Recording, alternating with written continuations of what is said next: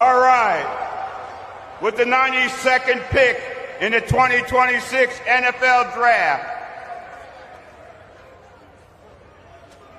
2026 NFL Draft, the Dallas Cowboys select Shaquan Barber. Ja'Shawn Barham. Linebacker.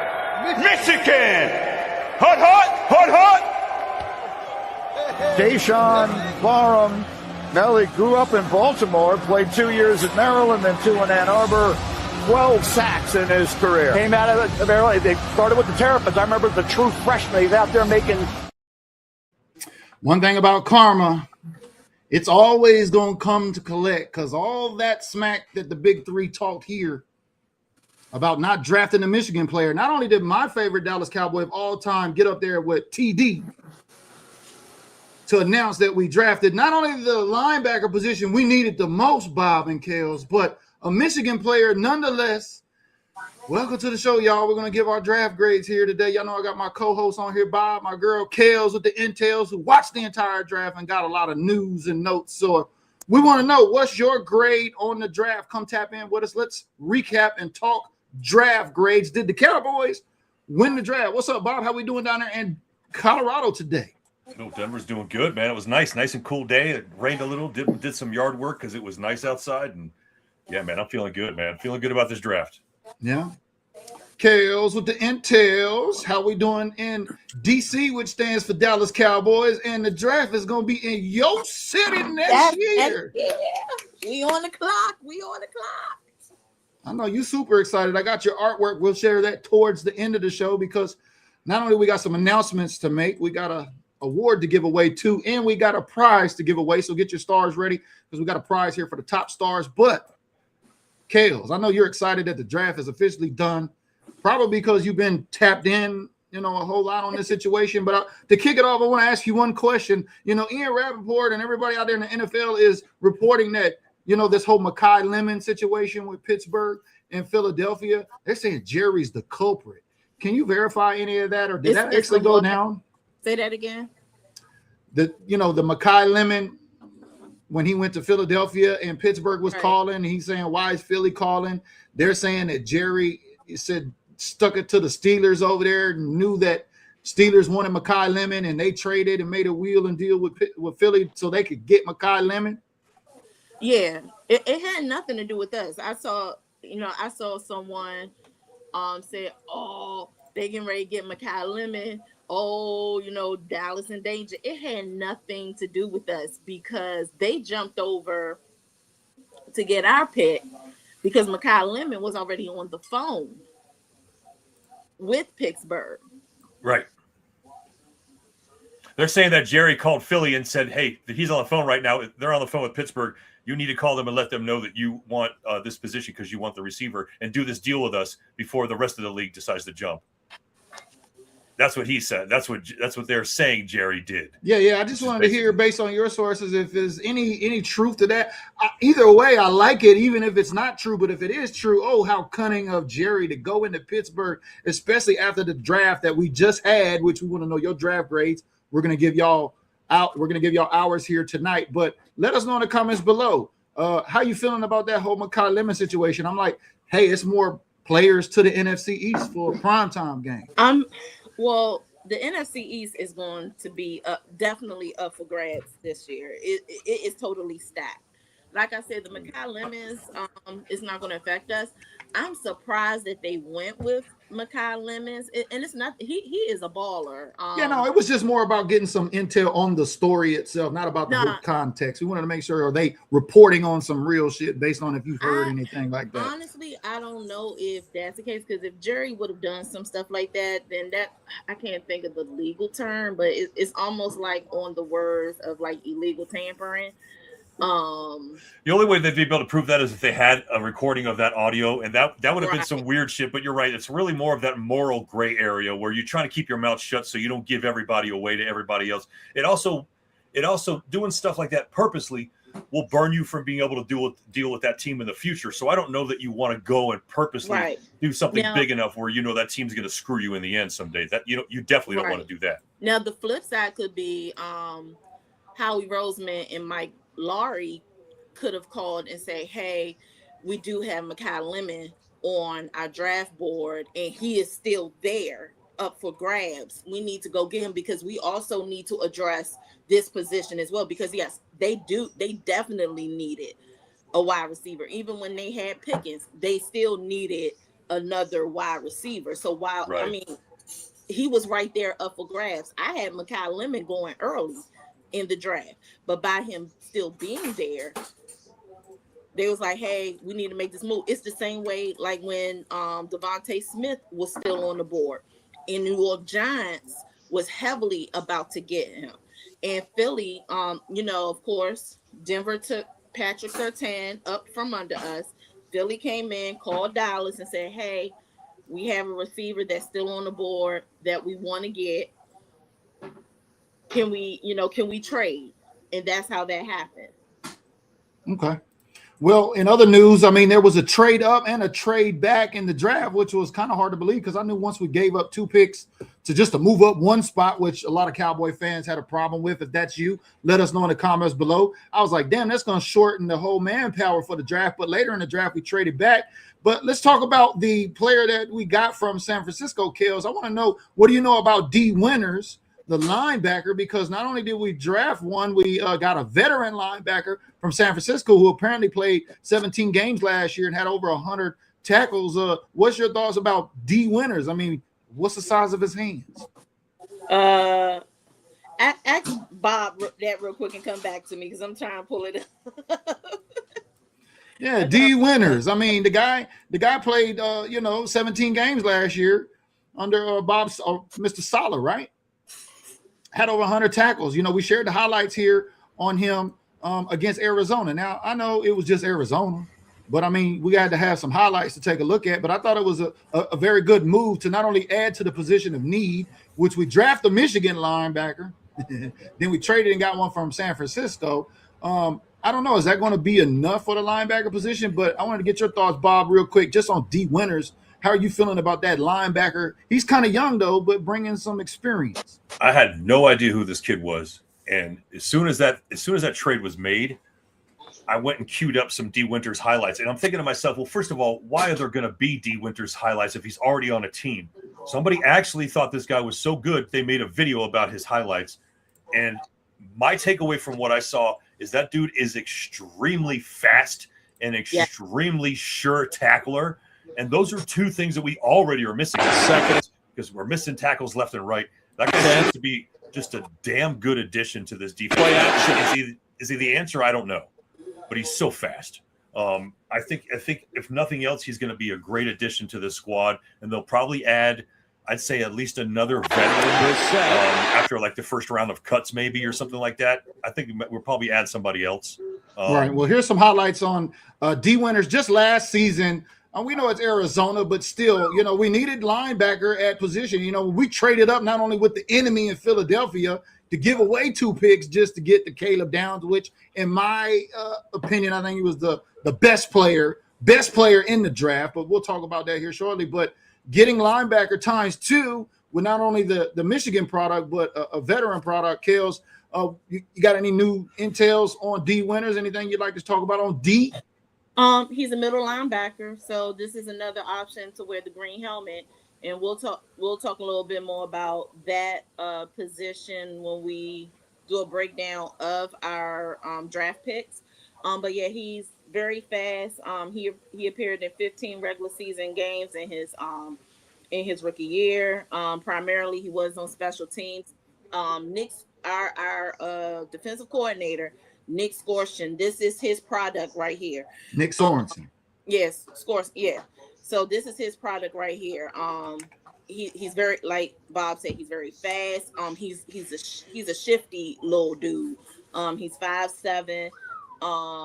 He makes solid tackles at 5'7" at the line of scrimmage. He don't let nobody get anywhere. Yeah. Close to that. Look at this. That's Trey McBride. That center of gravity is closer to him than most people. Right. He's 227. That's how much he weighs. He ran a 4.49 second 40-yard dash. Let me see. So far, I'm trying to find his production rate. Well, you gotta like it nonetheless. We got a linebacker. I mean, it's solid. It's a solid pick. I mean, not pick, but it's a solid trade. Yeah, I mean, because we did still get 8 total bodies, if I'm not mistaken, right, Kales? We got 7 in the draft, and then with adding Dee Winters, that gives us a total 8. So that was 2 linebackers at our highest position of need, which happens to be a Michigan player, and everybody else is calling him. We already talked about it here, Kales, Taco 2.0. I mean, I'm gonna pull up his film and we'll take a look at it here. But let's talk about our number 1 pick. First of all, Caleb Downs, which the Cowboys moved up and gave a couple of picks away to the enemy to get to their guy who they patiently had to wait for after we seen Arvell Reese go. Then we seen Sonny go. So, Kales, tell us, the Cowboys got to be feeling pretty good about getting their guy Caleb at safety at pick 12, round 1. Yeah. I know on my second mock draft I did, I think I had Caleb. I had both of them for the first round pick. Clock it. But he was one of the players that that I had if things kind of switch with Sonny Styles, Mansour Delane, and some other ones. This would be the next one if he were to fall to us. Solid pick. Hold on, let me go to my phone notes that I had. I mean, I feel like he was the best player in the draft, and I'm not the only one saying that. There's other people around that know way more about football than me that was saying that. So from some of the intel that I did see, yes, a lot. I mean, yeah, Sonny Styles was definitely highly sorted after, but to me, from listening and everything, because I'm the type of person, I like to listen to what's being said behind the words that is actually being spoken. They were more so heavily invested into Caleb Downs more than they were with Sonny Styles. Caleb Downs, so I'll let y'all know right now, he will be, I think we talked about it the day after, he will be your starting nickel. He will be wearing the green dot. All right, now this is confirmed because I'm seeing other people saying that they believe this person is going to be the green dot and not who you're saying. He will be your starting nickel, and he will be wearing the green dot. Thank you for saying it again for the people in the back. His main reason for being drafted and the reason why everybody loves this kid is because he is a green dot player in college. He is a leader. He gets the defense correct. He gets the backfield correct. He was the communicator exactly. for his team. Right. So that's the reason. This is the dude you want, is the dude who's going to keep everybody in check instead of just letting people fly and get burnt all day long. That dude's going to say some shit. That's what we need back there. Now, here's the other thing. I think even though I don't want to bring up Flus, but I think they are going to take some elements with this position as far as with the green dot, like what they did before. Now, last year we was playing with a couple of them, first it was Jack Sanborn. He was the green dot helmet, the sole green dot helmet. That didn't work out. So they traded for Logan Wilson. And then it ended up being 2 green dot helmets on defense on certain downs. On certain plays, you will have Logan Wilson, once he came in, because his first game was the Raiders game. So he wore the green dot helmet on that. And then it ended up being Keith Murray at the same time. And then they stopped using Logan Wilson. And then the green dot helmet was solely on Kenneth Murray. But last year we did have 2 people on defense with the green dot helmet. All right. Well, I know we're all talking about it here and everybody else is talking about it. Let's see what the opposition has to say, because one Malik Neighbors in New York, the team we got to play in our division twice a year. Let's listen to what he had to say about Caleb Downs going to Dallas. Interesting. Bro. Carefully. I'd rather get him than play against him. Oh my god! And the fact that it's like the very next pick, like you guys were up on the clock. And I even told him, I said, I'm coming to get you. I got to play against this thing again. You call him a thing. He's so good. He's a bro. thing. He's good, but he's very good. He's very good. Bro, he's very good. We all got him number one. He's very good. So what you're interested? He's very good. I mean, that's Malik Neighbors saying that. And if you know who Malik Neighbors is, I know you do, Bob. How's that make you feel about Malik on what he got to say about our draft pick? When a young person says, bro, he's really good, that means he's really good, bro. He called him a thing. He says, I got to play against this thing again. That's the thing, too, because, you know, Caleb, I've heard a lot of conversations Caleb has had, interviews and stuff like that. Obviously, he's an intelligent dude, but more so than anything, he doesn't seem to be shaken.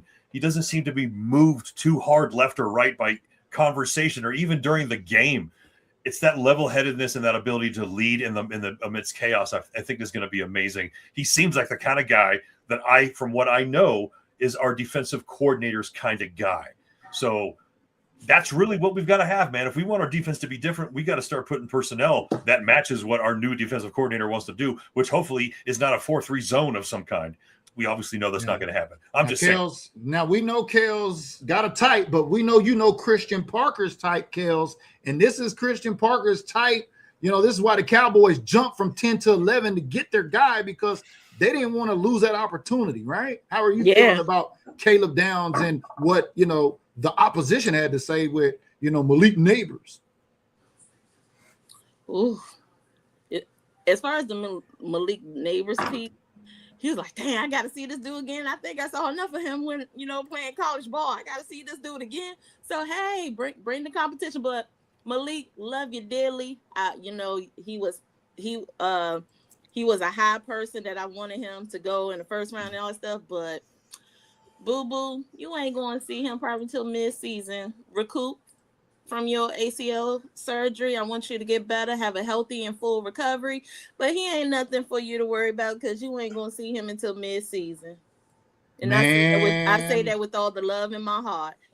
Look, bro, I know there's a tiny bit of rivalry. The NFC East is tightening up. I think the Giants had a couple of first-round picks, but from the sounds of it, I think it sounds like they blew it.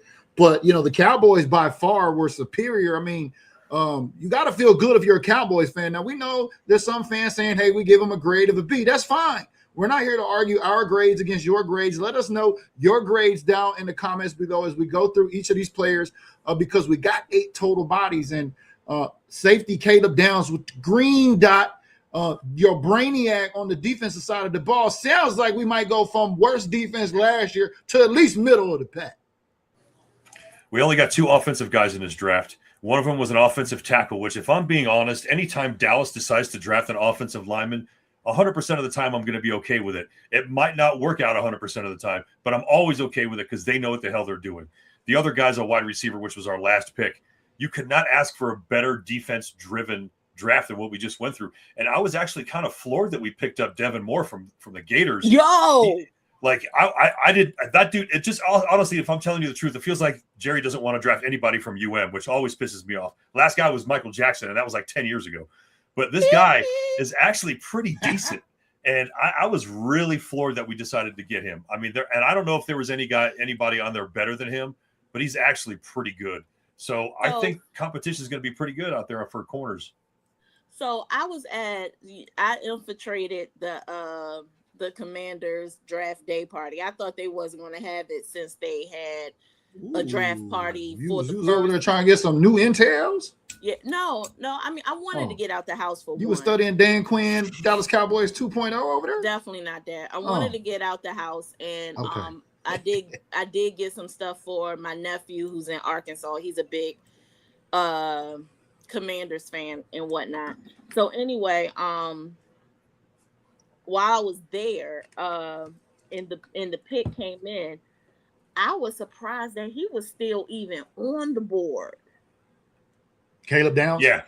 No, Devin Moore. Oh, Devin Moore. Okay. Yeah. I'm just segueing to what Bob said. I was surprised. So when I saw, I was like, yo, we got him? I thought, Pick 114. It's incredible.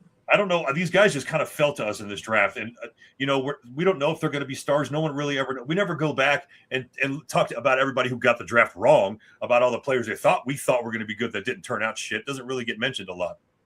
So we don't know what these guys are going to be. But if you're already starting off at a high level collegiately, chances are you're going to pull yourself into the NFL and be successful. I mean, it's just you think that's going to be most of the time.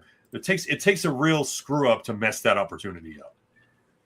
I did a click on the comments. Yeah. I heard you over there, Kel. I heard you with it. B-Mac heard you too. Shout out to B-Mac. He ain't missing nothing. I just saw you highlighted it. I didn't turn to the comments. Well, let's talk about the obvious, because for one, not only did we draft a Michigan player, but we drafted our first position of need, which was at linebacker, right? In our second pick at pick 23, because we traded back, right? And then we got a couple of picks back. And then we went and got linebacker Malachi Lawrence, right? Mm-hmm. Out of Michigan. And so here's some highlight on him, because, for the Taco 2.0 crowd, we kind of addressed y'all already, but Kels, talk to me about Malachi Lawrence, who you dubbed Tank 3.0. I know you're feeling pretty good about him. What's your thoughts on Malachi? Central Florida, baby. Yeah, okay. So after thinking about, because I had to think about it, I think why people is calling him Taco 2.0 is because we had a bust with a UCF player in 2019 with Tristan Hill in the second round, because we didn't have a first round pick. But I need people to realize that was a Rob Marinelli pick. We don't have the same people in the room, but UCF does draft some good players. It's just that one just wasn't it. So, well, this kid is 6'4", 250, and he's going to be, at linebacker position. Like, he's an impactful player, Kels. Where you see him lining up day one on this defense, week one? He's going to be – good question. Because with the addition of Dee Winters, he's going to be opposite of Overshown. So right. Well, I know it's way too early. I'm just saying initial thoughts to see how, because we know he's, barring no injury or anything, this kid is going to come in and start for this defense. And a lot of folks saying, why do we do this? Why do we get this guy? Like, if you haven't picked up anything, Kels has been put down. Hybrid. Very hybrid. Hybrid is the type for Christian Parker. Yeah. And I saw some people coming like tight end. Do she know her side? Yes, I do know the side of the ball. And if you look at this team, everybody is hybrid on this team, even on offense. Offense has been hybrid for a couple of seasons now. So with Mr. Malachi, this is your Tank 2.0. Just skip the 2.0. This is your Tank 3.0. And this is the product if Tank and DeMarcus Ware had a baby. Oh, boom, this is your dude. So Malachi does have tight end capability, versatility. That's why he is a hybrid. He is going to be registered as an outside linebacker. He's definitely going to be your I'm seeing real. I'm like, wait a minute, are we talking about the same people? But Malachi is going to be opposite of DeMarvion Overshown, or he could go on the side of DeMarvion Overshown. But I'm excited to see him. I love him. This was the other pick. This was the one I said was going to shock you if at 20. Yeah, I think it shocked a lot of people. And Bob, I want to get your thoughts on the big kid. I think he's 6'4", 250. Side to side speed. I mean, I know you like hybrid. I like a little hybrid. How you feeling about this hybrid? 253. Yeah, that's big. It's smart, man. Listen, I've worked in restaurants most of my life. If I've got a pizza guy who can also work the grill and can also work pasta, then I've got a guy who's more valuable than somebody who can only do one job. Period of end of story. That's just the way it works. And I think you can apply that to a lot of different things. Now, I'm sure there's some businesses where one person does one thing, one does the other. This is the NFL. You have to be able to not only see things a different way, you have to play things a different way. You have to understand what it's like to be a wide receiver if you're a cornerback. You have to understand what it's like to be a quarterback if you're a linebacker. There's a lot of stuff that attaches that I don't think a lot of people think about. And the fact that we're definitely going to a hybridized 3-4 just shows you that a lot of the people that we have listed right now might not even wind up at the position they're going to be at.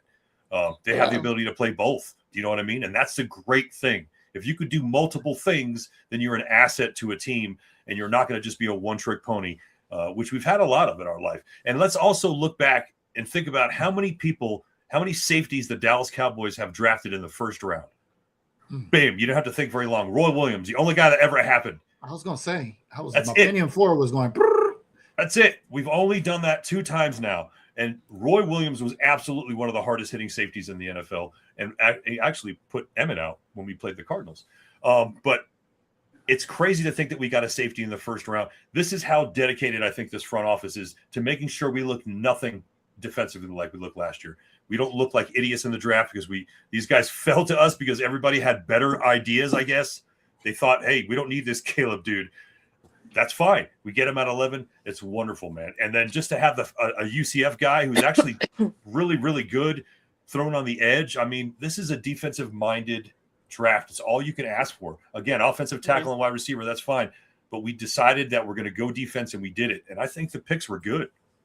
It didn't feel reachy for anything. Can we put the car in reverse real quick?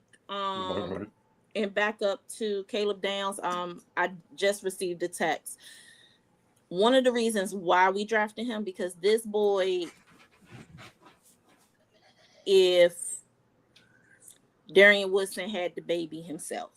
Hey, you heard what the fan told him, said, hey, we want you to be the next Ed Reed. And Caleb said, no, I'm going to be the next Caleb Downs. Yeah, and that was one of the most important things because we've been having issues with safety for a minute now. So the one thing, and it was said in Christian Parker's one of his interviews that he wants the next Darren Woodson back in Dallas. So if Darren Woodson impregnated himself, hey, this is Caleb Downs. All right. Hey, I love the nod to Darren Woodson. Darren Woodson should already be. Yeah, Darren Woodson should already be in the Hall of Fame. Everybody mutually here agrees. You know, it feels good to see the Dallas Cowboys go defense. Shout out to all of our Patreon supporters that participated in position predictions. Kales had kicked off BPA. It's so fast, man. It went like 10 weeks, 11 weeks ago. We started that, and then we went by each position. And, you know, shout out to the Patreon gang. We had 71% pick accuracy on predictions in terms of, you know, what we needed. So, Kales, you really set the bar here high for us, you know, as we talk about this defense, because the Cowboys, I think it was 6 defense and 2 offense, right? An offensive lineman and a wide receiver. Yeah. It's kind of how we was calling it. Yeah.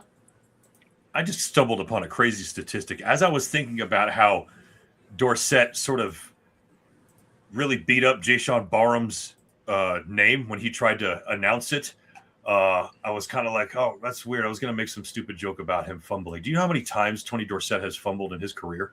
Wow. I don't know, but great segue. 90 times. 90? 7.5 fumbles per game. Tony Dorsett? Tony effing Dorsett. 7 fumbles a game? Yes. That's what the average is if you look over his fumbles. Now, again, I don't know if StatMuse is throwing Lost in there, but and also we're also talking about a different NFL game. So they're probably got hammers in their pads and they're able to get the ball out a lot quicker because that's just the way it is. But I just thought that was insane. So I didn't mind. I decided I'm going to kill that joke. I'm thinking this is me. I'm thinking 7 fumbles during his time is probably like 3 fumbles our time. Does that make sense? Yeah, exactly. Because they were playing in sleet and mud and everything was grass. And it's crazy to think of. But anyway, I digress. B Mackey, so this is the thing. So he is going to be your primary starting nickel. But when he goes into space, then you will see him as a slot LB. I hope that makes sense to you. So yeah, shout out to Anais. We're going to get to that here in a position as we go through all of the different positions. But if you're just tapping in, shout out to all of our Build Different Group supporters on Facebook. Shout out to all of the Green Badges that's been holding it down. Make sure you press like, make sure you press share. Shout out to all the professionals on LinkedIn. Shout out to all the subs on YouTube. If you're just tapping in, let us know your draft grade in the comments below. Don't be scared. We're not calling people out here. We just want to know generally. We know the sentiment is generally high. You've got to feel good. The Cowboys did not reach. We didn't overreact. No crazy stuff happened. We didn't see a Jerry type move. It looks like Jerry may have finally gotten out of his own way. Yeah. Yeah. Felt like it's a picture. I don't know if you've seen it, but I'll let me text it to you. I'm gonna put it in your inbox. But if you saw it, then just say, hey, I did see it. But I'm gonna tell you who really did the draft. I just checked 3 other websites. It is in fact 90 fumbles. I'm sorry. And that's throughout his career? His career, yes. That's So- 7.5. So Great context right here. Just real quick. I mean, could you imagine that in the social media era? That's like 3 times worse Dak Prescott throwing 15 interceptions, man. All day. They'd have his job. His family would be thrown out of the state. It would be insane. Hey, but TD did score a whole lot of TDs, though. He sure did. Okay, getting back to Jerry, getting out of his own way. Yeah, I just sent you the picture.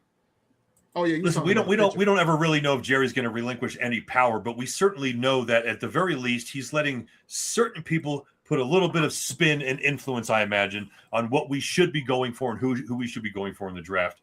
I don't think anybody's going to override anybody there, but I think input is important, and I think enough if you're going to be the guy signing the sheet, you have to be faithful. You have to understand. You have to believe in the guy that told you that was definitely going to be a good pick. So, I mean, it feels like a little bit of a change. Yeah, but that picture that I sent you, this is the reason why Jerry is out of his is probably more than likely getting out of his own way. If you could drop that picture, ladies and gentlemen, this is your draft duo. Someone cooked. I'm all right with it.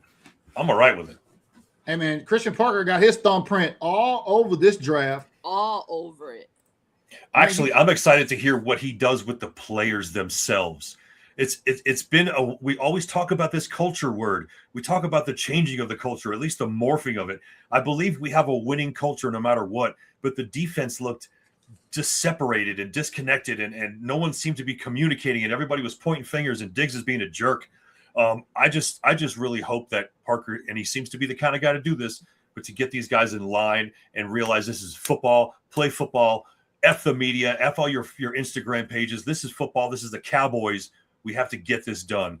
I really hope we're closer to that this year. And what Bob said, that Christian Parker was all over this draft, he was 100% over this draft, even with the 2 offensive picks. And when we get to our last draft pick, I'm gonna tell you why. So B Mackey, send me a reminder so I won't forget.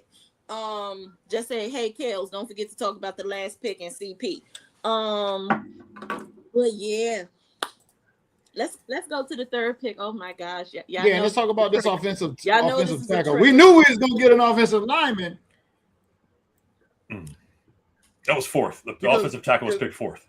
Oh, was it? Okay, my bad. Yeah, but the 3rd pick for us. But yeah. Oh, the linebacker. Yeah, we already. But let me tell you one thing I noticed with this year's draft. That day 2 is so long when you don't have a 2nd round pick. Oh yeah, I mean I couldn't even bother watching it. Hey man, that's all I did. First round reactions. I was like, hey man, we'll come back and scoop it up here again today when it's all said and done. Yeah, and I was like, okay, cool. I was going to watch the draft, regardless. But I'm sitting there and I'm like, oh my gosh, the 2nd round is entirely too long when you don't have no picks, none whatsoever. To me, it was like being at an attendance at a high school that you never went to, and you're just hearing a bunch of names called you never heard in your entire life, and you just got to sit there and act like you don't care. That's what it felt like. Luckily with my last name, it was C, and I wasn't that far in. And the way that we did our high school graduation, it was by your section. I think your homeroom section. So yeah. Yeah. Caitlin says Lisa's name wasn't Tyler. Hey, I'm with you there. Oh, right. Yeah. You know what? If we do another show between now and maybe next week, I'm gonna look through all the draft picks, undrafted and the ones that was drafted, to see how many common names was in this year's draft. Thanks, All right, Caitlin. well, You just gave me an idea. Well, let's go on to the next pick then. Tell us about the next pick then, Kel. Let's keep the train moving here today. I'm giving him the benefit of the doubt because he was born and raised in a city not too far from where I live. He is from District Heights, Maryland. I live in Oxon Hill, Maryland. District Heights, Maryland is really like 10 to 15 minutes away from me. So it's on the other side of where I live. You have Oxon Hill, Temple Hills is in the middle. Temple Hills, Suitland is in the middle. Oh no, District Heights is Suitland. So you have Oxon Hill, Temple Hills, and District Heights, which is Suitland, Maryland, and Forestville, Maryland. So he is literally in the same area as me. He went to high school in Baltimore at St. Francis. Good player. He started off as a Maryland Terp. He did go to College Park, so I do remember him from the College Park days. Who is he? Who is he again? This is Jay-Sean Barham. Okay, yeah, the guy from Michigan. Okay, Yeah, He's the Michigan guy. Yeah. Yeah. Malachi's from UCF. yeah. gotcha. So yeah, I was like, no Michigan players, because that's a trigger for me. Mhm. And I have flashbacks. But he is very explosive. Like I said, I'm only giving him the benefit of the doubts because he is from the DMV. But he's 6'3", 240 pounds. He is a linebacker and edge rush. So don't be surprised if you see him line up on the outside. He ran a 4.64 40-yard dash. His vertical is 33 inches. He did have one of the highest broad jumps at 10 feet 3 inches. His career sack, 193 tackles, 23 tackles for loss, 12 sacks, 82 pressures, and that is a big thing. He's a highly effective run defense. So this will be your opposite for Malachi Lawrence. Lawrence is more of a pass rusher. His run defense could improve a little bit, but what Christian Parker more than likely is going to do on certain positions where it requires a run defense, this is where you will plug and play Jay-Sean Byrne. And side note, all these players that we drafted are plug and play. They are ready to go. No development, no nothing. No projects. Give it up for no projects, Jerry. Malachi's listed as an edge, basically is listed as an edge, and Barham's listed as a linebacker. So I know they both can do both, but you're right. I do believe that Malachi's going to pretty much be predominantly edge. I don't think they're going to pull him back too much in coverage or any shit like that. He's going to be a down and go get it kind of guy. Pretty much every down. And with his high football IQ, it's definitely the equivalent of what Caleb Downs. So these two will probably be your So like a 6'4", 250 Caleb Downs? Yeah, because when you look at football IQ, they have the highest football IQs that was in this year's draft process. So I would not be surprised if you will see Caleb Downs in the same lineup with a Jay-Sean Barham. I'm a trust. Y'all know how I feel about Michigan players, but I'm a trust Christian Parker's way of drafting. We addressed that. We addressed that. That's what we got to say about the Taco 2.0 crowd. We know it's easy to label them and whatever because, Will got a taco on his resume anyway, but 98% of the other ones ain't tacos. Yeah. But, let's give the kid a chance. And like you said, CP came in here. It's not a Jerry grab. This is a Christian Parker grab. Yeah. And that's important to know because we got to make sure that he knows what he's doing with defensive backs. So anytime he's got his hands on any of that situation, I'm all right with it. Yeah, and Christian Parker knows how to get these type of Michigan players. I don't know what Jerry and them was doing with Michigan players, but Christian Parker know how to pick them. So shout out to RC, shout out to Cuff, Big Blue, big fans. I know they're happy. All the Michigan fans. And Jay-Sean Barham is very violent. I like that. So RIP to whoever's on the opposing offense. All right. Like we said, if you're just joining the show, give us your draft grades down below. We'd like to hear from you here today. Happy Sunday to everybody. You got to be feeling good, especially for the Dallas Cowboys in the position we're in. Not only did we come into the draft and execute very well, we've been working well weeks before in the free agency, which Kel shared when we kicked off the original podcast here, Position Predictions 2.0, that BPA is best player available. And, we wanted to shape that through free agency. And so with that being said, we knew they were going. Barham, hold on. I forgot one key piece of information. Yeah, I did say he has violent hand techniques, but his run grade is 90.4%. Take with that as you may. All right. Well, I mean, we knew pretty much everybody bet we were going to take an offensive lineman. So I think our next pick, right, Bob, our fourth pick was an offensive tackle, if I'm not mistaken. Yes, tackle. Yeah. Tell me about what you think about our fourth round pick being, at least it wasn't the first, round pick, like round 12 or 23 or anything like that. Again, when it comes to these offensive linemen, and I think that's kind of what we want, right? I think Eric wasn't really happy about it. He was kind of pissed that it wasn't a defensive guy. And I said, well, dude, he's 6'5", 360. And he's like, dude, every tackle we've ever had is 6'5", 350. He's like, that's how you got to be as a tackle. And I go, all right, I guess you're right. We're not going to get a small tackle anyway. But I think, honestly, when I heard offensive tackle in Penn State, there was something that made me go, okay, that's probably a good pick. Yeah. And I don't know a lot about college ball, but I know Penn State has got a pretty good program out there. And if you got some horses on the line and they get drafted, especially for offensive tackles. Right. And I think that's got to be a good pick. So again, I don't really know enough to say whether this guy is top of his class, but if Dallas said, in this defensive draft that we are doing in order to make sure our defense is better this season, we've got an offensive tackle that's worthy of being drafted, and they drafted him, I got to be okay with that. That's out of my pay grade. Yeah. Well, I don't know enough about college to be like, okay, that was stupid, but Kels, is this going to help with that Brock Hoffman? I know you like big nasty Brock. He went to Pittsburgh. Is this offensive tackle going to be able to fill in some of that Brock absence? I wouldn't go that much. One thing I can say, one thing's for certain, but two things can be true at the same time. With getting him, this will either make Tyler Guyton your LT2, or they may have some consideration to move him to his actual true position, which is a right tackle. Drew Shelton is your left tackle.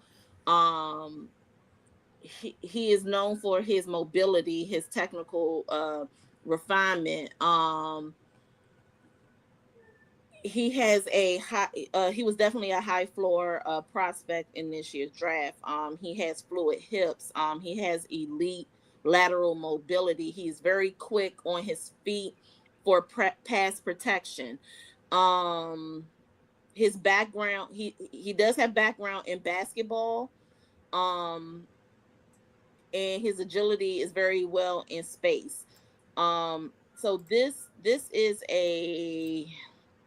so like I said, some things this can be your this will make him your possible LT1, and we'll move Tyler Guyton to LT2, but we don't know if Tyler Guyton is going to be ready to go as far as injury wise. So this is another reason why that they look in far, good getting him. Or he could be your starting left tackle too, and they will possibly move Tyler Guyton into his natural position. You know what I'm looking forward to, Bob? What's that? He has 350 pass blocking snaps. He recorded 0 sacks allowed for his quarterback in 2025. Pretty stout, I guess, at pick number 4 there. But yeah, what I'm looking forward to is camp. Boy, we got some dogs on this team, and I'm telling you, camp is shaping up, Bob, to be kind of electric. Yeah, it is. I'm looking here because I'm a stat guy. I like the numbers. And I just realized that since the year 2000, we've only drafted 4 Michigan Wolverines. So it's not a pattern for us. I just think having some players that may not necessarily be top of their class is look, that happens. let's talk about other teams. We're talking about losing a draft. Dallas doesn't lose the draft a lot. It's just we hit so hard that a Taco Charlton is an anomaly. And we talk about a Taco Charlton because we never hit and miss on a Taco Charlton ever. That doesn't happen to us. It's just one of those things. Don't forget Scooney. Yeah. Scooney, but honestly, I don't think Scooney underplayed as bad as Mozzie and Taco did. I think Scooney at least was a little bit more serviceable in his position as opposed to Mozzie and Taco. But it's only 4 since 2000. So yeah, Mozzie made the FICO score go down majorly. And so with that being said, it didn't help for the Michigan products, but you got to be excited about, what's going on in terms of that. But Kels, offensive line, check. That's filled. What do we got next up on another defender or cornerback? Yeah, let's talk about this dude that had both Bob and I like, what? He's still there? Oh, you're talking about Devin Moore, right? Yes, sir. All right, let's talk about Mr. Devin Moore, who both of you are so high on. Oh my gosh, that's it. We really couldn't talk about a lot of these players that was on their prospect board. He was definitely on there. This dude is such gadget shifty. He's a ball hawk. Very solid. He has a high level. He has high level ball skills. He is a boundary corner, so he will be on the outside. He's very fluid when it comes to zone and press man. This is a dude that he could also play safety if needed. He did struggle with a few injuries in his early part of his career, which is 2022, but he but his credit was good last year, right? He not coming out with very injury well. or had no injury. Yeah. Okay. It's in a project. Yeah, he has a recorded of 5 interceptions in his career while acting as a consistent press man and zone corner. I just said that. He has accumulated he remained healthy throughout his whole 2025 senior year. He accumulated he started in 11 games and he has recorded 35 tackles, 2 interceptions, 1 sack. He uses his long frame to excel in press man. He tracks the ball well in deep coverage and acts as a willing run supporter. So he would definitely run with a wide receiver, or if you put a TE on the edge. The only thing he needs to do is, somebody make him a tomahawk steak. So he could Bob, you know about him because he's a Florida Gator, or what you know about Mr. Devin Moore? Why was you so excited about the pick? You got to know your enemy, man. And as a Hurricane fan, the Gators fall into that category as well as the Seminoles. There it is. The Gators and Seminoles are definitely in that. But here's the deal. This is a pattern now that I hope is going. Deron Bland, 6 foot. Trayvon Diggs was 6'1", I think 6'1" or something like that. This guy's almost 6'3". This guy's almost my height, 6'3". Oh, he's tall. And that's something that and he's almost 200 pounds. So, he could probably stand to get a little bit more weight on him, whatever that may be. I think I'm 215 right now, but I'm not a cornerback. Somebody fix him a tomahawk and get him collard greens and some sweet potatoes. But I think that happens.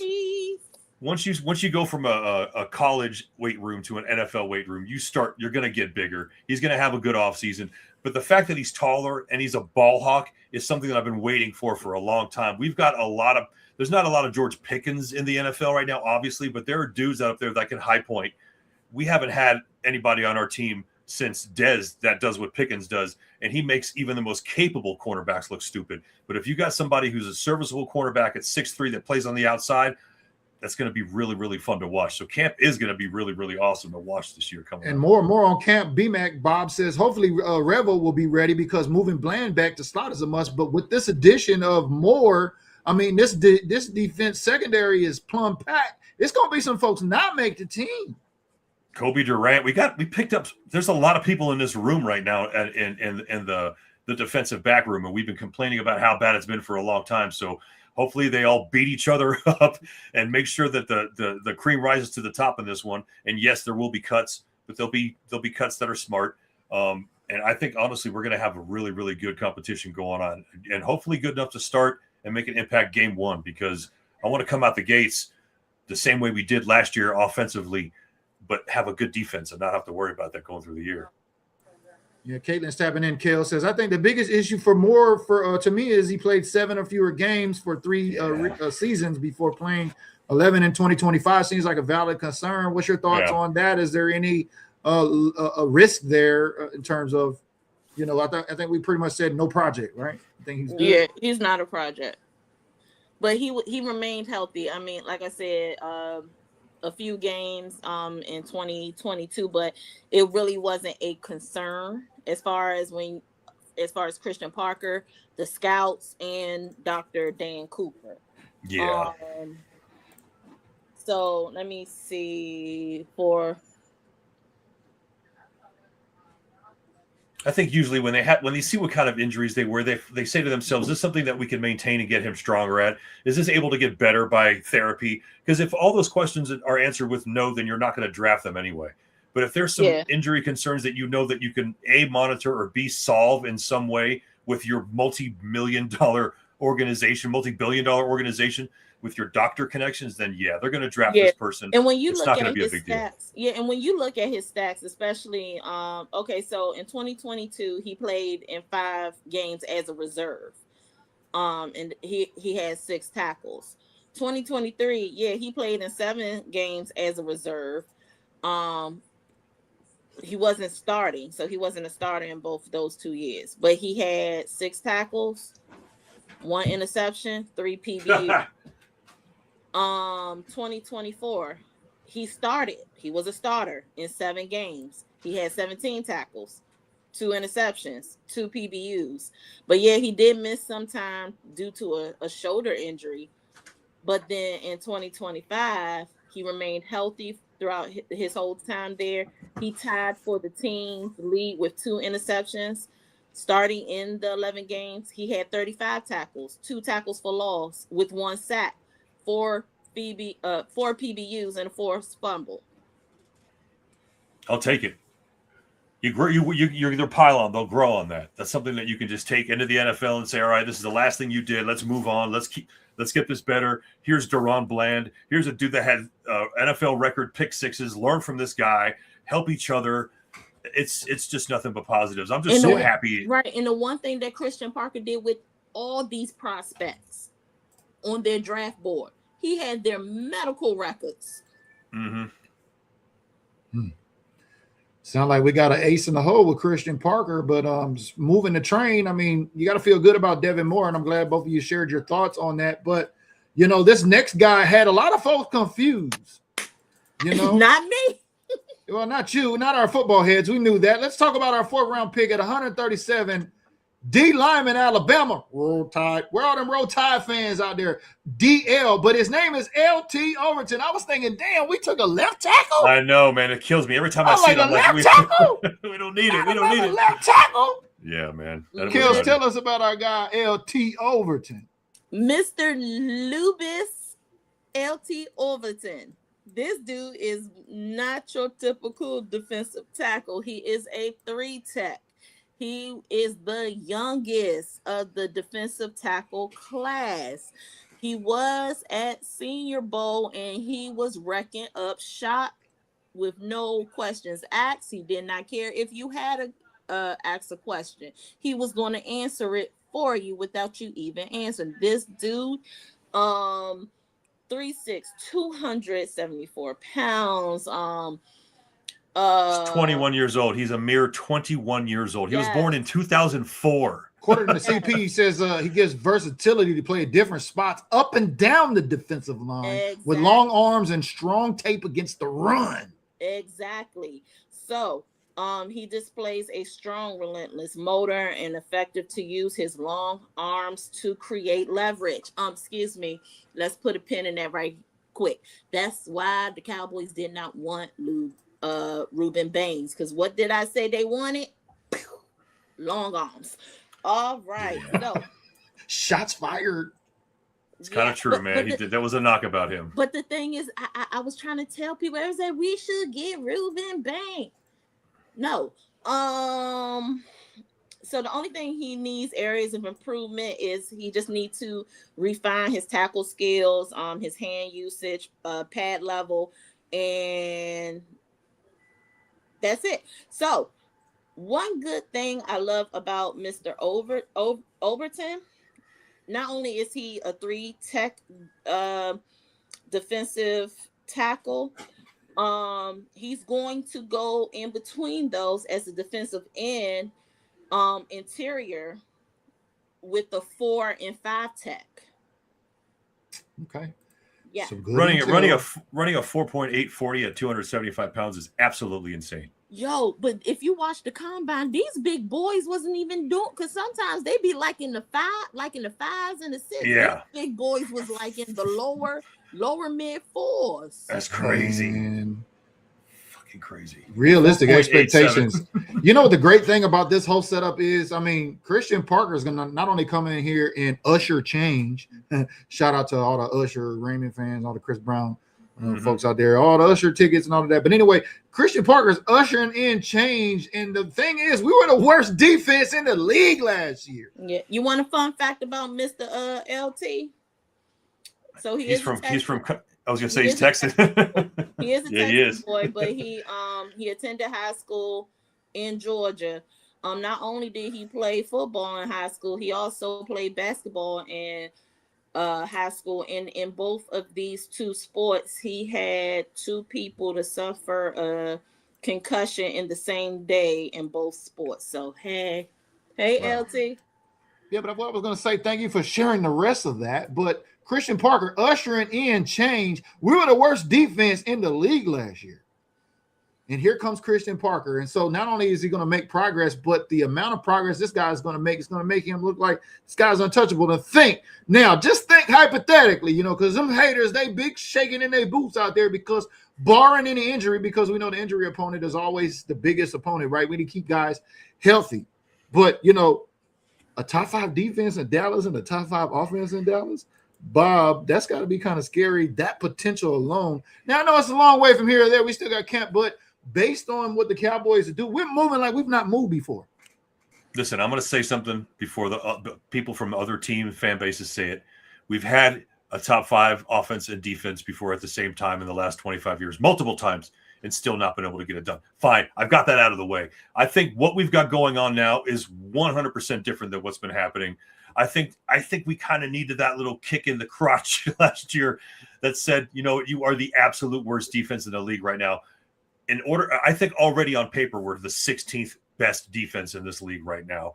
Just on paper, based on what we have right now in our acquisitions. We obviously don't know about injuries or anything like that, but I'm excited to know that this offense now does not need to put 52 points up on the board every game in order for us to win a game.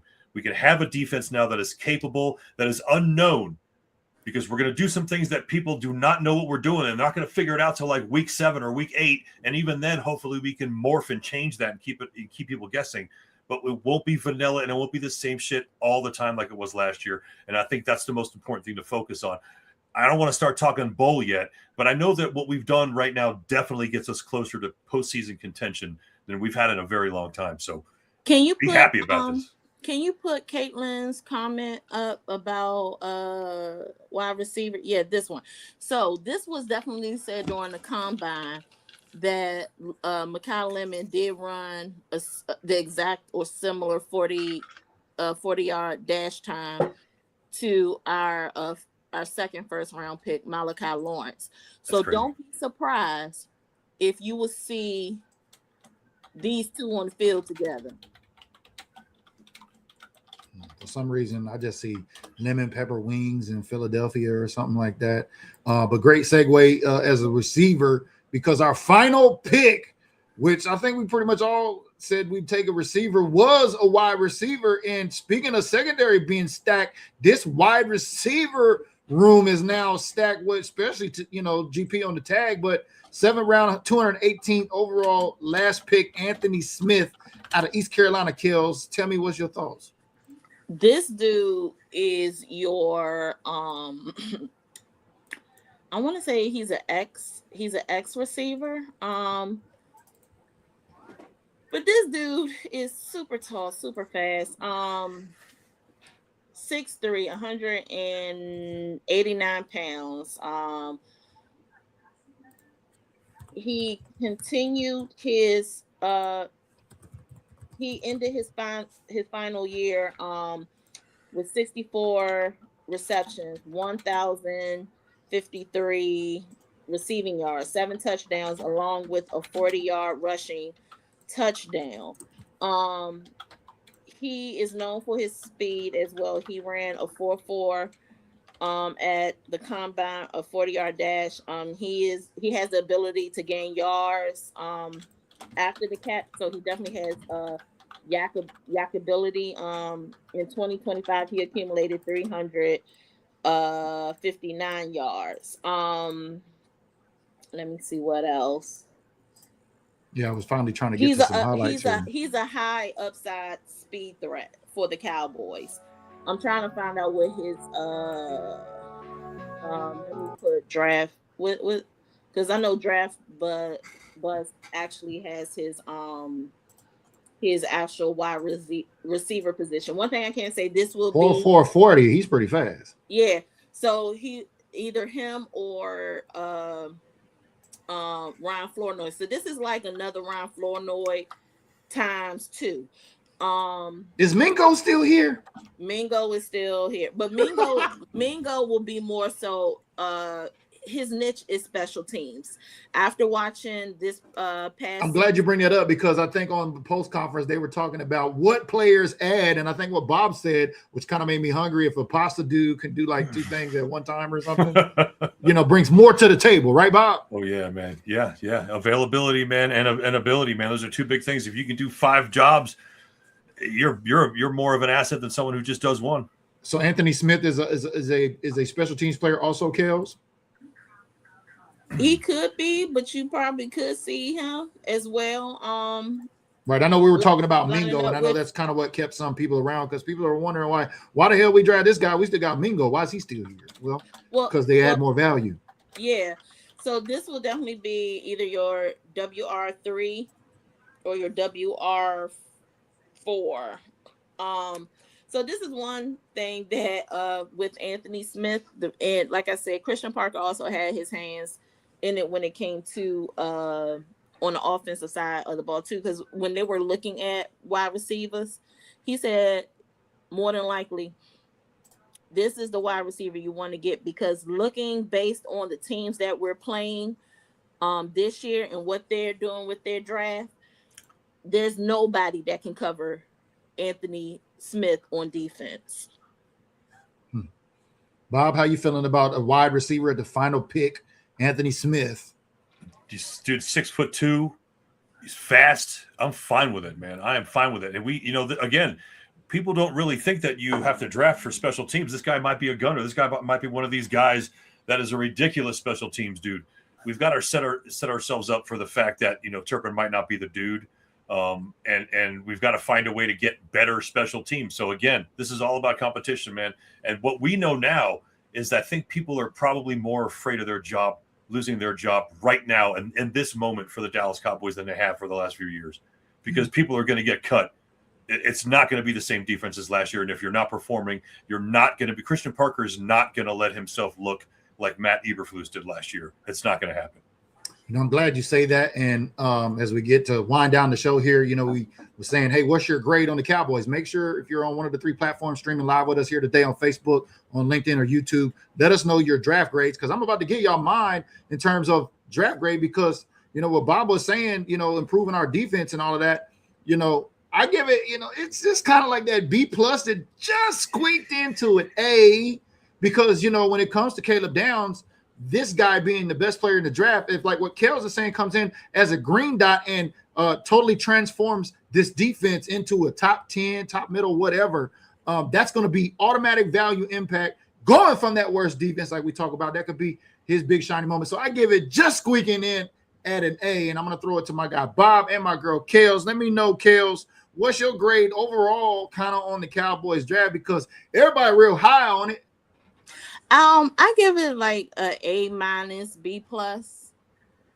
But the draft grades did come out almost around 11 o'clock p.m. my time.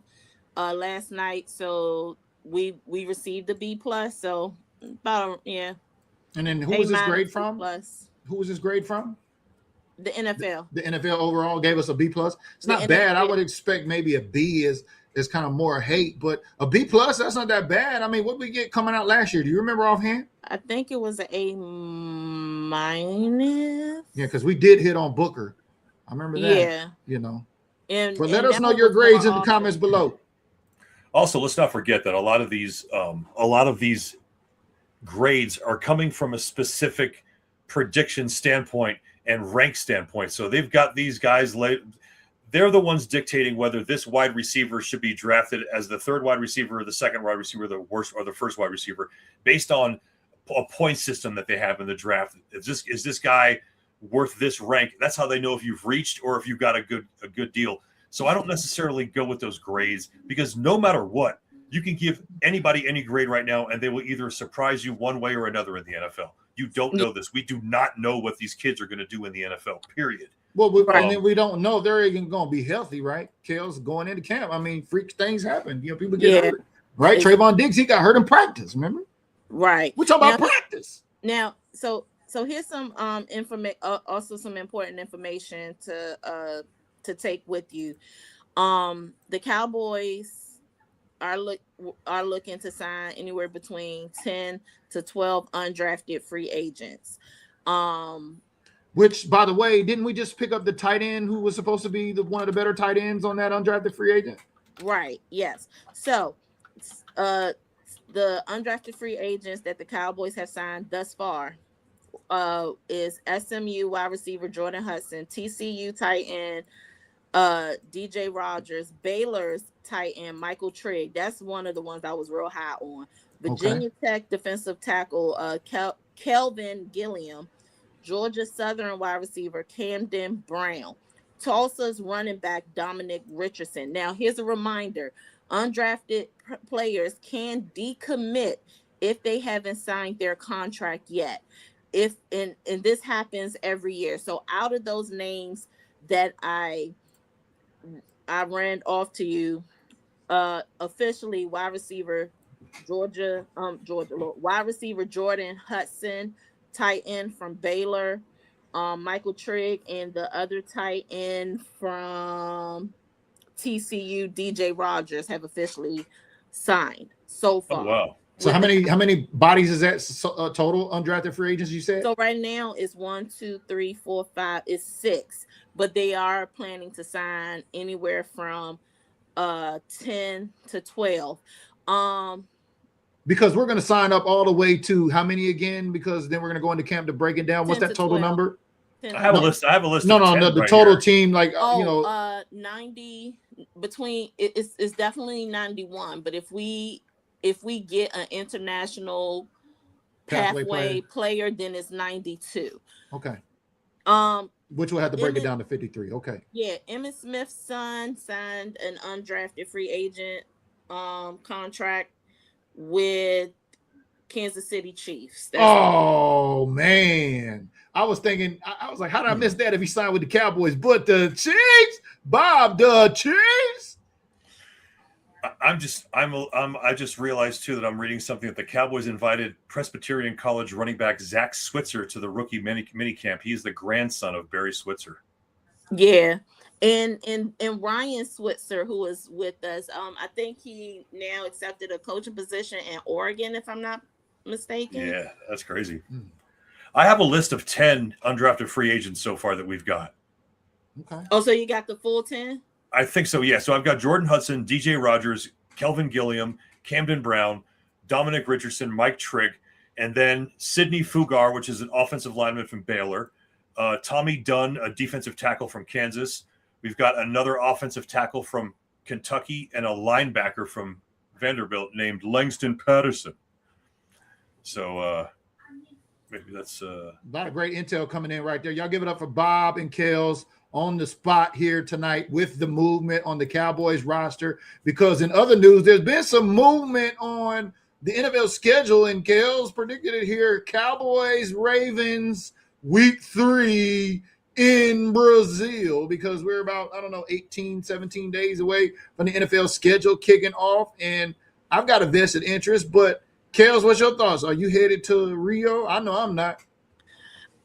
If I hit a lotto between now and then yeah. Hey, you hit a lotto. Can we all three go? Can Bob and I go? As long as you got your passport. Mm-hmm. Damn, I better hurry and go get my shit. Bob, how you feeling about, Rio and the Cowboys going down there? Because Jared got some business in Rio. Yeah, I'm. You know what? I'm not a fan of this situation. I understand why they're doing it because money is a big thing. It's very important. I just wish it wasn't so early. I think that's the only issue I have. Well, I don't know. I feel like maybe that if it's going to be done, might as well get it over with. I definitely wouldn't want it to be week 11. So it's considered a home game for the Cowboys, right? Right. Yeah. They also they mentioned that in the season ticket information too, by the way. during the whole Super Bowl time when we did the show and it came out that we were playing in Brazil. And remember, I said I hope it's not like week 3 or week 4.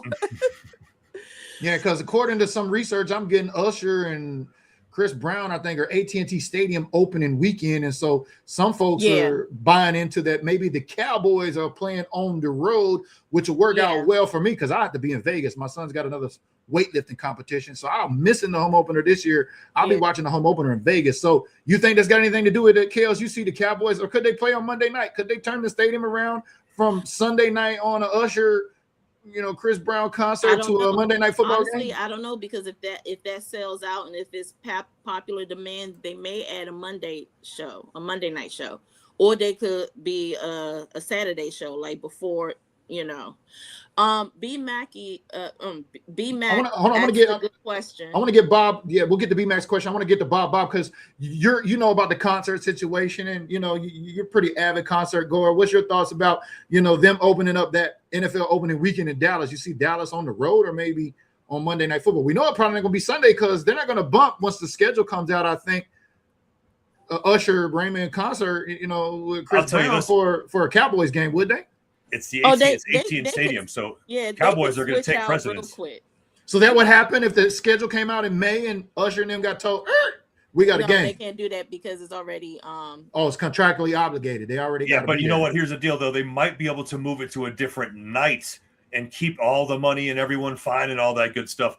And I would like to believe that the Cowboys have precedence over that, but also they're letting their stadium out as a venue. So once there's a contract signed, I don't think there's no way to pull that out. Beyonce had her concert, was one of the first concerts that was at AT&T Stadium, and her concert in AT&T Stadium was at the beginning of the football season. We ended up having our home game the second week. So maybe the Cowboys away because of the Usher Chris Brown concert, and then we're playing at home week 2, and then Cowboys another home game at Brazil. It could be week 3. We don't know because we've had week 3 is in Brazil now. This is what that's we're considered a home game, week though. 4, then it could be week. Yeah, but that's considered a home game. Yeah. So I'm saying, so we could technically start on the road, have a home game, and then be on the road and have another home game.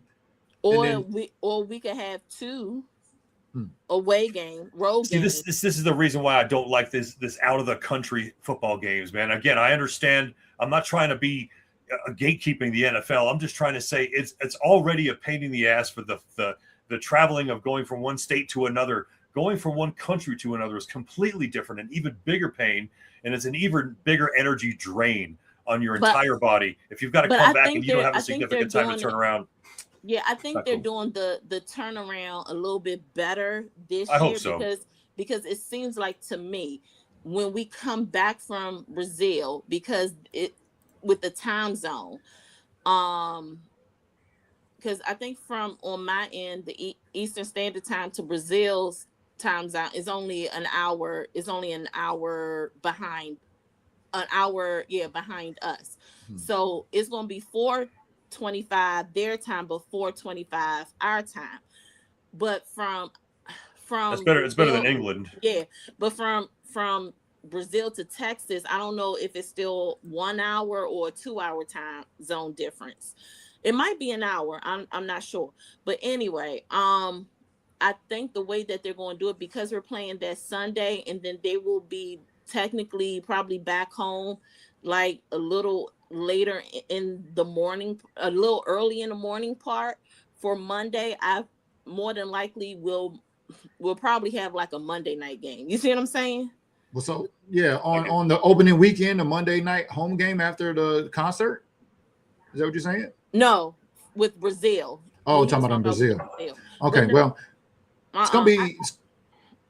I don't know. I think I thought Dallas. I thought Dallas for Usher and Raymond for Usher and. I know I got you saying it too.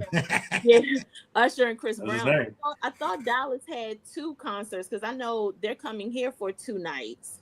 But if it's one night and if they sell out, they could do by popular demand, and they could add a Monday show, or they could add a Saturday show.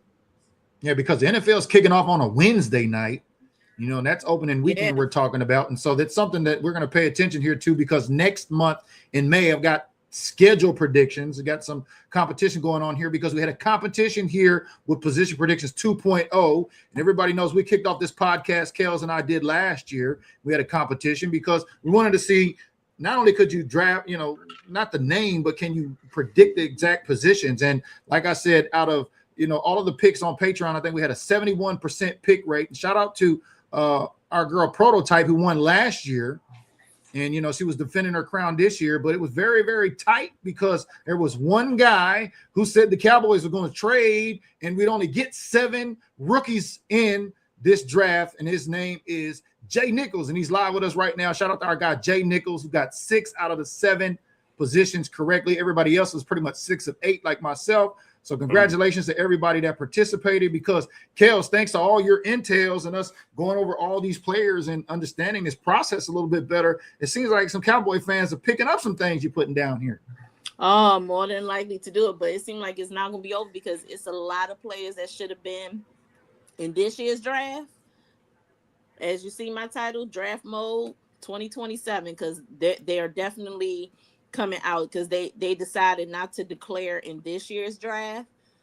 They're going to do one more year at their university, so that means it's going to be more intel, more video, and more film, and more talking about these players. That's definitely coming out in 2027. B-Mac, I don't know about what's going to happen with bail. I know the case was dropped, but I don't know what the NFL is going to do.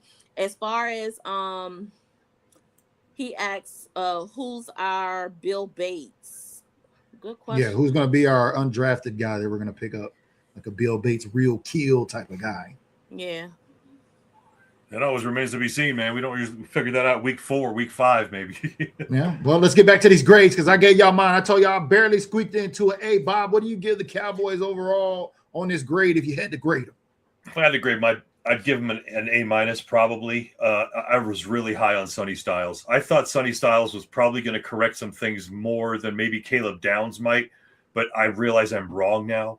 So I want to give us keep us in the A category, but I know that we maybe could have been a little bit more aggressive, but regardless, man, who we got was great, and we didn't reach. So I'm keeping us in the A category for A-. We didn't do weird stuff. In order for us to get draft capital back too was pretty amazing. Giving away 2 5s and then getting 2 4s back, that's some pimp stuff, man. So I'll take the A-. I thought it was beautiful. Kels, what's your overall grade on the draft? I know you said the grade report came out from the NFL, gave the Cowboys a B+. What's yours? Oh, I said like an A-, B+. Oh, that's right. You did say that a while ago. Okay, want to make sure we got. No, they're 1 hour. It's 1 hour because the game is starting in Brazil at 5:25, but it's that ain't that bad. Yeah, that ain't that bad. That's only me at 4:25. There's like an 8-hour difference in Europe, I think, right, or something weird like that. All those other ones get really, really jet laggy. But yeah, again, it's not me like, oh, I don't want to go to other countries. I just feel like it's already the whole thing's already a pain in the ass, man. You know what I mean? Like, bro, don't want to get a passport. Bro's hating on the passport. Bros. I don't even want to fly to another state. You know, I can't even imagine saying I got to go to Brazil, but. Hey, I looked at it as soon as it came out, and it was like $1,300 just airfare alone from Seattle, and I'm like, yeah, I'm probably not gonna make that one. I'm like this. The way with whatever is going on now, in this world while it's set. Yeah, you know, the price of gas could go up over here until we get to September for Brazil. Might be $2,000 for a round trip. I'm not even talking about gas. I'm just talking about the state of the world where we at. You know, why everything is set to. Oh yeah. Security, physical security in general. I ain't even talking about security. I'm not trusting no airplane right now. Not with these airplanes falling out the sky. Nah, I'm good. All right, well, I'm sticking with this. I'm real happy about this. Who was your Vontae Mack, Bob? I'm glad that you brought that up because you were high on the Vontae Mack. Who was your Vontae Mack? If I'm being honest, you know, it wasn't really so much a player. What that statement to me was, no matter what, go defense. Don't pick this big wide receiver you might think is going to be great. Our quarterback, obviously we weren't going to do that. I was just thinking the spirit of my mind was stick to the defense for at least the first 2 or 3 picks. And then you could do what you got to do because you know more than I do. That's what really the sentiment of Vontae Mack, no matter what was no matter what looks good, we need this defense we need a defensive difference maker right now. And they did it. And that's exactly what happened in draft day. Vontae Mack, that was the boom.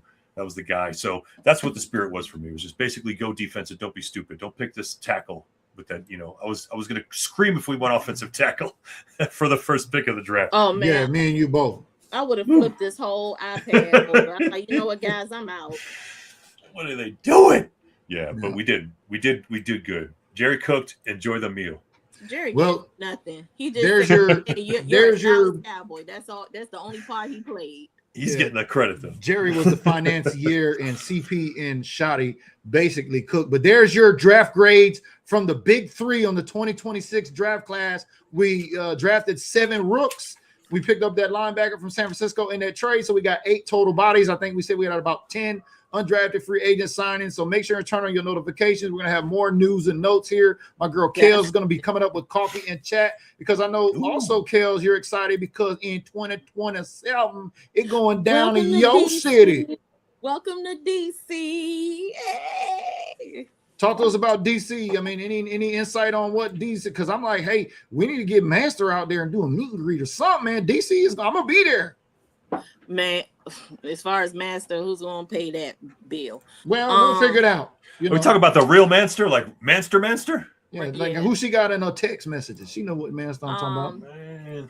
So, I have there's definitely 2 optional dates that is floating for next year.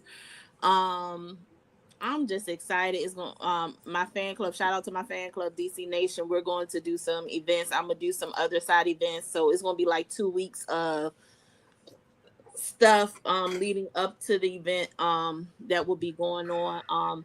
Sharon Jacobs, shout out to her. I forgot to put this show in her group. But anyway, we're definitely going to be plans of talking, trying to do some joint events with her fan club and my fan club. Hopefully we could get Shamika to join in if she's planning on coming to the draft in DC. Yeah, I'm excited. I was hoping that they would do like they did last year, where they would transfer the cities at the end of the draft, but they didn't do that. So I'm thinking it's going to be probably an informal ceremony, probably later this week. I am on the volunteer committee. Hey, yeah. So congratulations, great job. Yeah. And I'm looking forward to that. The meetings did cease during this week for the draft, so we probably won't be picking back up with meetings and probably until sometime this week or definitely next week. So I'm looking forward to that. Right now there are some hotels that are blocked and booked for next year. So because Kels, it's probably gonna bust a milli because you said, I think based on numbers of the draft in Pittsburgh, over a 3-day average is 800,000. Yeah, I think you texted that to us in the group. Over 800,000 over 3 days. Yeah, because I was trying to remember if I hit send on that. Yeah, so the final. Yeah, we got it. Okay, so the final number 805,000, and this is the course of 3 days, because the final number came out for day 1, which was over I think over 250,000 if I'm not mistaken. But a match in DC is going to be on the entire length of the mall, stretching from the Capitol all the way to the Lincoln Memorial. Hey, Sharon, I just talked you up. I forgot to put the show in your group. Yeah, it's gonna be over a milli. It's gonna be a million in DC. I can't wait. You're going to experience so much DC culture from our foods. Some of our foods. Shout out to the mumbo sauce. The go-go bands. You're gonna need to take me to a couple of your spots to eat when I get out there. I want to know what a real mumbo sauce is at. All that go-go, all that good DC stuff out there. You really want to go? You really want to go to the hood with me to the carry out? Come on, girl. I'm BG. We're going to DC. Everybody know what DC stand for. I'm so looking forward to it. Oh my gosh, I cannot wait. Shout out Star Nation of Stafford. We're going to try to do something. I want to try to do an impromptu cookout this summer with some of the Cowboy Nations in the DC area. But Sharon, we'll definitely talk after this. I can't wait. It's going to be fun. So what I will do, since I will be your insight for what's going to happen with draft 2027, I will put what hotels to look for. Okay, good. Get some boots on ground intels from Kels. If you are planning on coming to DC, I personally say do not really stay in the city because the hotels is going to be very, very expensive, especially like downtown DC. And Sharon could attest to this. And if Von Gale is still on the line, he can attest to that. If anything, I would stay on the outskirts of DC, like Pentagon City in the Pentagon area. There's tons of hotels that's right there, and it's right on the metro line. And it's right there at the Smithsonian. I'm hoping the Smithsonian Metro Station will be open because the only time they will close down the Smithsonian station that will let you onto the mall is like when it's inauguration day. That's the only time. But I think for the draft, they will have that metro station open. So I will definitely put in okay, these hotels have opened up for this part of 2027. You can start booking your rooms now. So on. Yeah, all right. Well, that's good. We'll have some inside information because I also want to ask you, because with that being said, now the draft was in Pittsburgh. Now we've got it locked in for DC next year. I think there's been talk about Vegas going back in 2028, and then also maybe even Minnesota getting the dibs in on that. Do you got any intels on maybe where the draft might be after DC or not? I heard Vegas might be back. Yeah. I know Vegas did pick up the bid for Super Bowl after Atlanta, and then after that, Nashville has it. I would love to see the draft come to Baltimore. But I think that's too soon because in a AFC North has already hosted the draft. I don't know. Bob, has the draft ever been out there in Denver? I can't remember any drafts out there. I'm not sure. I don't know. I'm sure it has been. But you have to remember that this really started recently as far as traveling after Nashville again? Has it been put out in Nashville? Jay Nichols tapping in our Nashville for 2028. Yeah. Okay, so there's our answer. Not Minnesota, not Las Vegas. It's Nashville in 2028. Right. So I think when Zeke was drafted, that was 2026. That's when the draft started to travel to different cities. Yeah, the draft is now a thing. Yeah, like Caleb Downs, right? Yeah, the draft has always been in New York City at Radio City Music Hall. But I think when Zeke was drafted in 2026, that's when it started to move to different cities. Because I think the first movable city was when Drew Pearson was taking shots at the Philly fans. Yeah, I remember that one. Shout out to Drew as we get ready to close it. Drew and TD both opened up with our linebacker pick from Michigan. Karma came back and collected on the big three because, you know, we talked all that big mess about Michigan players. And then there goes my favorite Dallas Cowboy of all time, Drew Pearson and Tony Dorsett there, who Bob, you know, shared with us here. You know, how many fumbles did he have again? 90-something fumbles? But 90, bro. 7.5 per game. The most he had in 2 games was 12 each. Damn. And who's that again?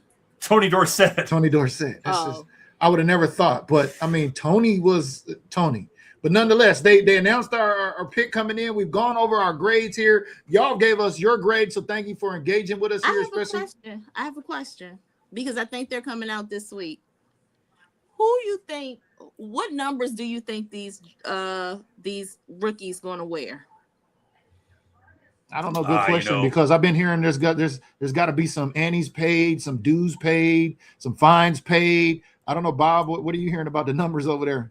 I have no idea. You know, since it started becoming something where number, you know, a quarterback or a defensive player could be 88 or something like that, I'd lost interest because it was easier for me to figure out what position you were in based on your number. Oh, Kales, I think I see where Sean Gary was debuting his number 7 jersey. Yeah, I think we talked about that on one of the draft shows that he will be wearing number 7. Savone Revel is no longer wearing 34. He's going to be wearing 20, I believe. I know Kalen Carson is wearing 21. What I'll do is let me get the list of the available numbers. I'll put that in BDG, and then y'all can just put y'all, you know, who you think is going to wear what number, or who do you see could wear this number. Number predictions. I like it. Numbers predictions. Y'all know how I am on defense, and these 450-11 million pound players wearing small numbers, that especially with some big hands. B-Mac says, my favorite Cowboys of all time playmaker. Yeah, shout out to the crew. In case you didn't know, we on our big 88 behavior today. You know, I'm Drew Pearson. My guy Bob is the playmaker.